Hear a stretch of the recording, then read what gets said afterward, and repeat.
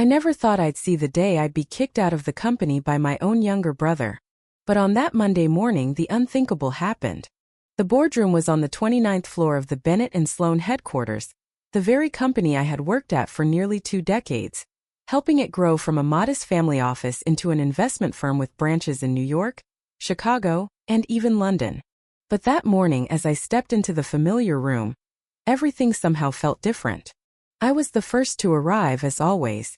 The projector was set, the reports neatly stacked on the table. I've always believed preparation is a form of respect for the job, for the people present, and for yourself.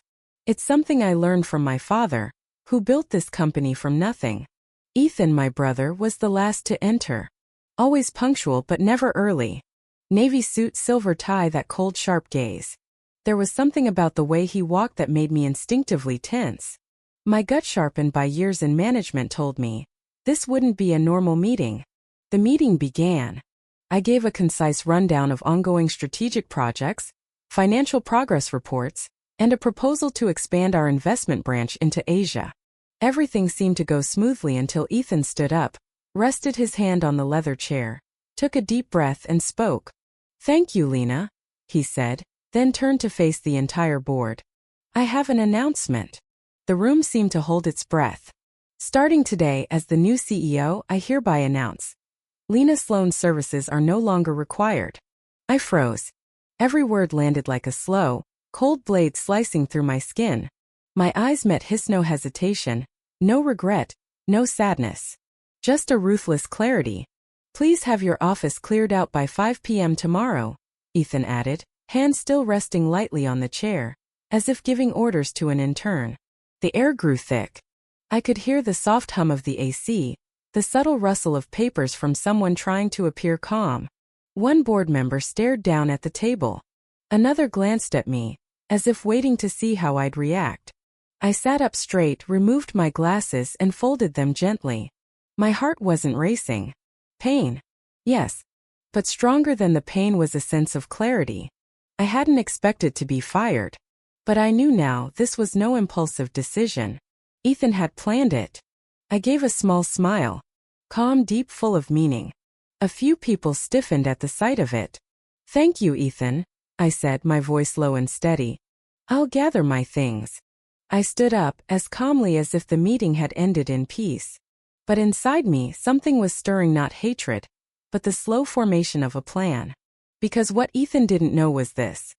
I still held a significant share of power within the company. And more than that, I had something he didn't. The loyalty of the founding members, and a secret clause in the shareholder agreement I had never revealed. I walked out of the boardroom, leaving behind uneasy glances and a young CEO who believed he had one. That was fine. Tomorrow morning would be my stage. My apartment was on the 38th floor of a glass tower overlooking Central Park, where each morning I brewed an espresso, sat by the window, and outlined my strategic plans for the week. But today I came home with an unfinished presentation, a meeting left incomplete, and a knife in my back delivered by the one person I had always protected unconditionally, Ethan. I slipped off my heels and walked straight into my home office. I didn't turn on the lights. The room was still bathed in the soft glow of the afternoon sun filtering through white curtains. I poured myself a glass of red wine and sat down, pulling my laptop close. The keyboard still carried a faint trace of my morning perfume, the scent I had chosen as a personal signature. Bold, independent, unassuming. I opened a long archived document. Shareholder Agreement Special Addendum. Date signed March 12, 2017. Signed by Richard Sloan, founding chairman of Bennett and Sloan Group. Clause. In the event that a shareholder is terminated without a full board vote, and if said shareholder holds 30% or more, temporary executive control shall transfer to that shareholder within 48 hours of the termination, pending internal review. I took a sip of wine, pressing my lips together. I held 32% of the shares. Ethan had 28%. The remainder was evenly split between our parents. I had kept this file quietly, despite numerous moments when I'd considered telling Ethan, warning him that the CEO position wasn't a golden ticket to unchecked power. But I hadn't told him. Because I believed in family. I believed Ethan would grow up, mature enough to understand that Bennett and Sloan was a legacy, not a battlefield. I was wrong. The phone buzzed. Dad's name lit up the screen. I answered. "I just left the meeting," I said immediately, no need for pleasantries. "Your father knows." His voice was calm, but there was a trace of disappointment. "Ethan thinks he's clever, but he's still just an impulsive kid." I said nothing, my eyes fixed on the family photo hanging across the room. Me and Ethan as children, standing in front of our old house. My arm around his shoulder, and that goofy, carefree smile on his face. "Meet me at the old house. 8 a.m. tomorrow," my father said. "I'll sign over the rest. What you should have received 4 years ago." I froze. "The rest?" "Your mother's and my shares. As for Ethan, he's going to have to learn what it means to live with the consequences of his first decision." I hung up and leaned back in my chair. Rain tapped against the windows outside. The lights of the surrounding buildings shimmered through the streaks on the glass like memories trailing down. I remembered when Ethan first told me he wanted to study business. I was the one who took him to the airport and slipped a watch into his hand. "You're the heir. Make it count." And now this was how he repaid me, kicking me out of the very company I poured my sweat, tears, and youth into building. I stood up, walked into the bedroom, and opened the hidden drawer where I kept private files. One by one, I pulled out documents, emails, message copies, all the evidence I had quietly collected over the past year.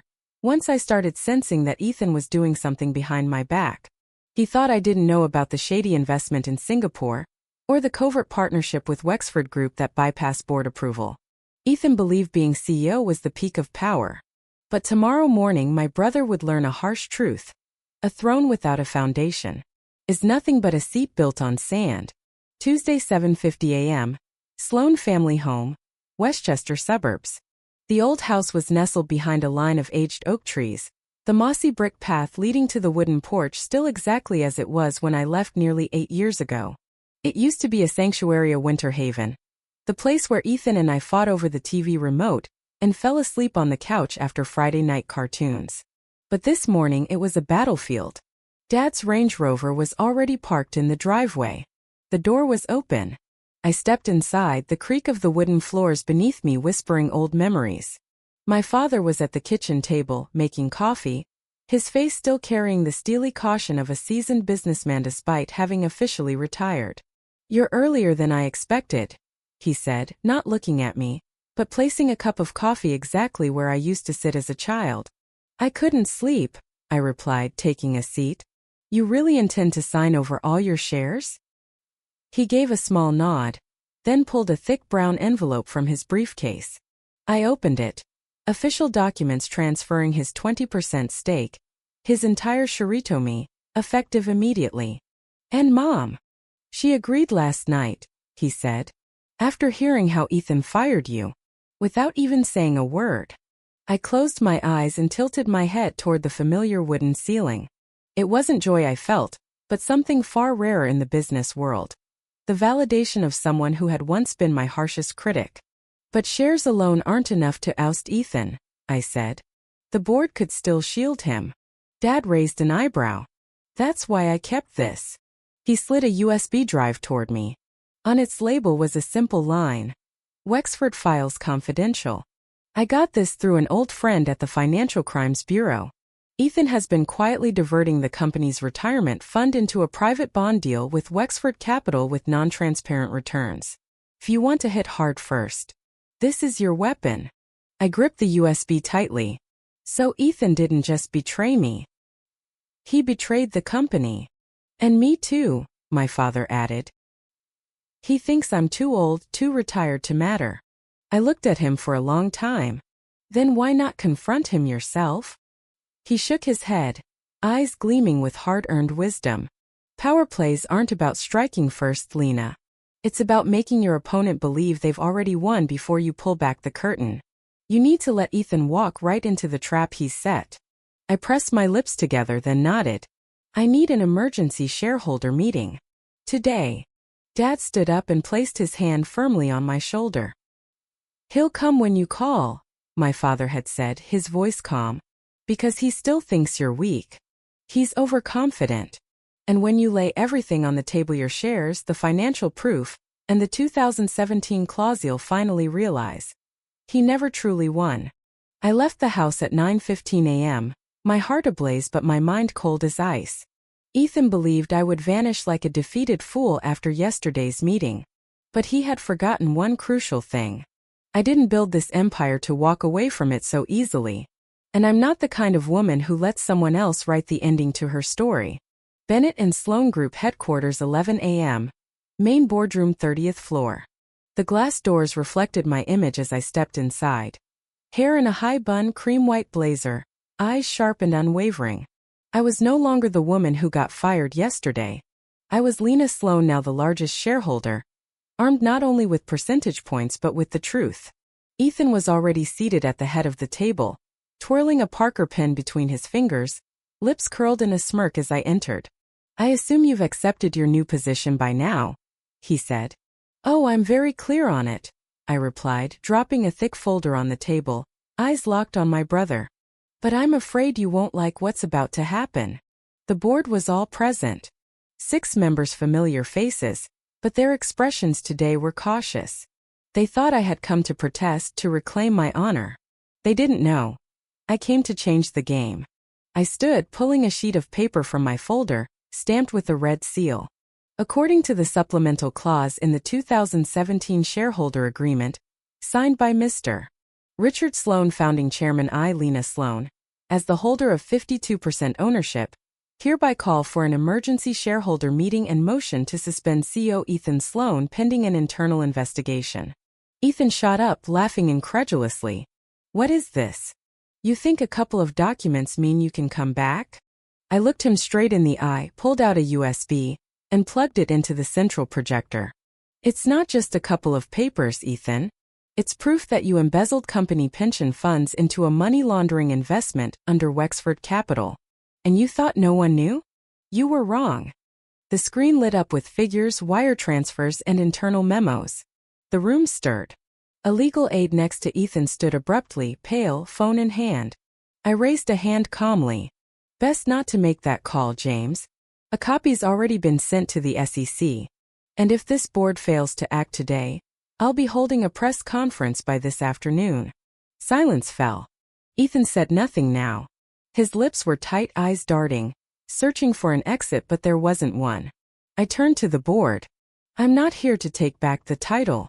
I'm here to save this company from a scandal that, if exposed, will get all of us investigated. My proposal: suspend Ethan for 60 days while we audit everything, with me stepping in as interim. Or stay silent and watch this firm go down." The silence lasted 5 seconds, then hands began to rise. 1, 2, all 6. Unanimous. I nodded, composed. Ethan's breathing grew heavy, his face flushed red. You planned this from the beginning." I stepped closer, voice low, just for the two of us. "Remember this, Ethan. Never play chess with someone who learned the rules from your own father." He stood frozen, the pride once burning in his eyes now replaced by panic. I turned and walked out of the room, leaving behind an empty throne and a lesson. Power isn't in the title, it's in the preparation. My assistant was waiting just outside. "They're refreshing the executive suite for you, Ms. Sloan." I smiled faintly. "Leave it for now. I've got one more thing to do first." There was one person I hadn't called yet, Mom. The woman who had texted me at midnight. Just 4 simple words. "Don't yield anymore, honey." Bennett and Sloan headquarters, late evening, same day. The city lights had come on, and I was still sitting alone in the boardroom where history had just been made. The glow from the 30th floor spilled out over the busy streets of Manhattan, where people hurried by, unaware that a corporate coup had just concluded above their heads. On the table before me were 3 contracts waiting to be signed, a personnel review list, and an email from the company's communications team requesting a press interview about the transparent leadership transition and new direction. I skimmed it but didn't reply. I didn't need headlines or spotlights. I needed stability. And I needed time to accept the truth. This victory wasn't sweet. The door opened. It was my mother. She wore a gray wool wrap, her hair pinned up neatly, her eyes carrying layers of emotion. She said nothing at first, just walked over and placed a hand on my shoulder. "I knew you'd come back," she said softly. "But not like this, right?" I asked, my voice catching in my throat. She didn't answer immediately. I could feel the warmth of her hand, the quiet strength of a woman who had once feared I was sacrificing too much for the job, the company, the family. "I saw him changing," she finally said. "But I hoped that the bond between siblings would keep him from going too far." She paused. "Maybe I was wrong." I turned to look at her. "No, you weren't wrong. That bond is still here." But Ethan, he chose to believe in something else. Ambition, power, and the thrill of proving himself by stepping on others. He doesn't understand that real victory isn't about eliminating someone. It's about bringing people forward with you. She sat beside me. "You don't have to explain, sweetheart. You did the right thing. And now you bear the responsibility not just for the company but for Ethan too." I nodded slightly. She was right. Ethan hadn't vanished from my life. Even suspended, he was still a shareholder, still my brother. And soon I'd have to face him, not as the sister who once protected him, but as the woman who had stripped away his mask in front of the entire board. The doorbell rang. My assistant entered quietly. "Mr. Ethan, he's at the front desk. Says he won't leave unless he speaks with you." My mother looked at me, then silently stood. "Talk to him. Don't let the fire smolder in your blood," she said. "It can burn everything down." I nodded, took a deep breath. It was time. 30th floor lounge 5 minutes later. Ethan stood tall, hands in his pockets, but the arrogance from the day before was gone. He looked thinner, or maybe it was just the way he held himself that made me see it now. I entered, keeping a measured distance. "What are you here for?" I asked. Not cold but not gentle either. He was silent for a moment, then answered. "To look you in the eye. And ask, why did you have to humiliate me in front of everyone like that?" I clenched my hand slightly. "Because you put greed above family. You played a big game but disrespected the people who built the playing field. You thought you were clever but you weren't wise. You believed that firing me would be the end." Ethan faltered, eyes drifting away. "I just wanted to prove I was good enough." That sentence hit me hard. "Ethan," I stepped closer, "you never had to prove anything to me. I believed in you. I believed so much I was willing to step back to give you space. And you used that space to stab me in the back." He bowed his head, breathing unevenly. "I didn't know you kept everything. Even the claws. I thought I'd already won." "No one wins in a broken family, Ethan," I said. "But you still have time. You'll learn, you'll grow. And if you're truly ready, I won't stand in your way when you come back." He looked up, eyes red and glossy. "You'd really give me a second chance?" Bennett and Sloan headquarters, late evening, same day. The city lights sparkled as I sat alone in the boardroom where a turning point in the company's history had just unfolded. From the 30th floor, I watched the streets of Manhattan bustle beneath me, unaware that a coup had just ended above their heads. On the table lay 3 contracts awaiting signatures, a list of personnel under review, and an email from the company's PR team requesting a media interview about the transparent leadership transition and new strategic direction. I skimmed it without replying. I didn't need spotlights or press. I needed stability. And time to accept that this victory was not sweet. The door opened. It was my mother. She wore a gray wool wrap, her hair neatly pinned up, her eyes carrying layers of emotion. She approached silently, resting a hand on my shoulder. "I knew you'd return," she whispered. "But not like this, right?" I asked, my voice cracking. She didn't answer immediately. I felt the warmth of her hand, from the woman who once feared I was giving too much to work, to the company, to the family. "I saw him changing," she said quietly. "But I hoped that the bond of siblings would keep him grounded." She paused. "Maybe I was wrong." I looked at her. "No. You weren't wrong. That bond is still here." But Ethan, he chose to believe in something else. Ambition, power, and the thrill of proving himself by stepping over others. He didn't understand that victory isn't removing someone. It's taking people with you. She sat beside me. "You don't have to explain. You did the right thing. And now you're responsible for the company and for Ethan." I nodded. She was right. Ethan hadn't disappeared from my life. Despite being suspended, he was still a shareholder, still my brother. And soon, I'd have to face him again, not as the sister who protected him, but as the woman who had torn away his mask in front of the entire board. The intercom chimed. My assistant stepped in and spoke softly. "Mr. Ethan, he's at reception. He says he won't leave unless he speaks with you." My mother looked at me, then stood in silence. "Talk to him," she said. "Don't let the fire smolder in your blood. It can burn everything down." I nodded, took a deep breath. It was time. 30th floor waiting room 5 minutes later. Ethan stood tall, hands in his pockets, but the arrogance of yesterday was gone. He looked thinner, or maybe it was just the way he held himself that made it visible now. I entered, keeping some distance. "What are you here for?" I asked. Not cold. Not soft either. He hesitated, then said, "To look you in the eye. And ask, why did you have to humiliate me in front of everyone like that?" I clenched my fist lightly. "Because you placed greed above family. You played a big game but disrespected the ones who built the board. You thought you were clever but you lacked wisdom. You thought firing me would end it." Ethan faltered, eyes shifting. "I just wanted to be seen as enough." Those words weighed heavy on my heart. "Ethan," I stepped closer, "you never had to prove anything to me. I believed in you. I believed so much I stepped back to give you a chance. And you used it to stab me." He bowed his head, breathing hard. "I didn't know you kept everything. Even that clause. I thought I'd already won." "No one wins in a broken family, Ethan," I said. "But there's still time. You can learn, rebuild, and if you truly grow, I won't stop you from coming back." He looked up, eyes glassy. "You'd really give me a second chance?" I nodded. "But on a foundation of truth, not deceit.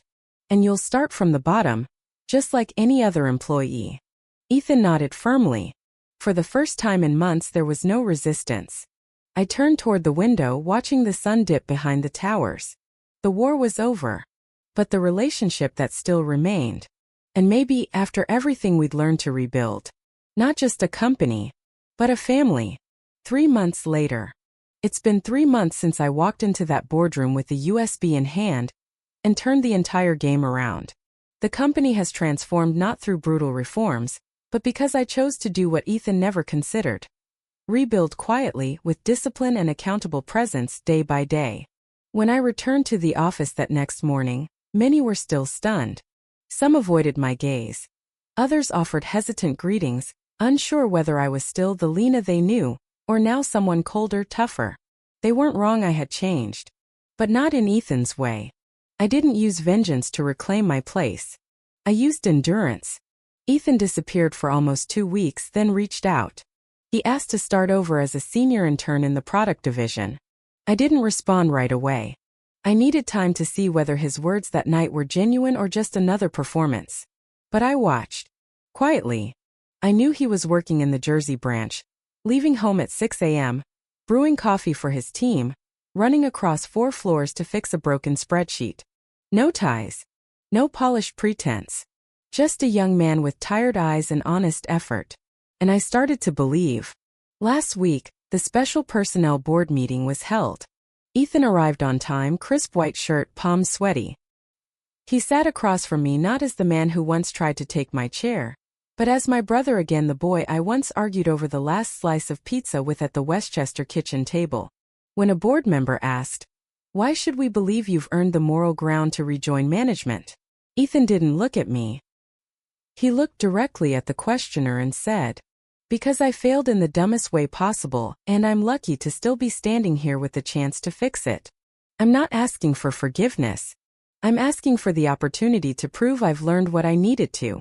And I believed others in the room felt the sincerity too. Today, I stood by the window on the 30th floor, watching the pulse of the city beat endlessly below. The world still spins emails to answer, strategies to approve. But I feel peace not from winning, but from knowing I chose the right path. On my desk is Ethan's proposal for the Netherlands expansion. Concise, well thought, grounded. He's learned. Real power isn't in the tallest chair, but in knowing how to build from the ground up. And I, the woman he once pushed off the board, now hold the pen that helped steer both our paths forward. That evening, I went home to find a postcard from my parents in Maine, a lavender field on the front and my mother's words on the back. Sometimes you have to walk through fire to find your roots again. And I'm proud that you didn't burn. I laughed, tears quietly slipping down my cheeks. Some wounds don't need to heal right away, just knowing you're walking in the right direction is enough. Ethan called me later that night. He didn't ask for anything. He just said, "Thank you for not giving up on me. Even when I gave up on you." I didn't reply. Just stayed silent. And maybe that silence was the greatest forgiveness of all. People often think that victory is the end. But what I've learned is this. It's actually the moment when the ashes begin to settle and the roots, if strong enough, begin to grow again. And I know Bennett and Sloan, my family, and I are growing again. From the ashes. Nothing more needed to be said. Because the next morning was already full of promise.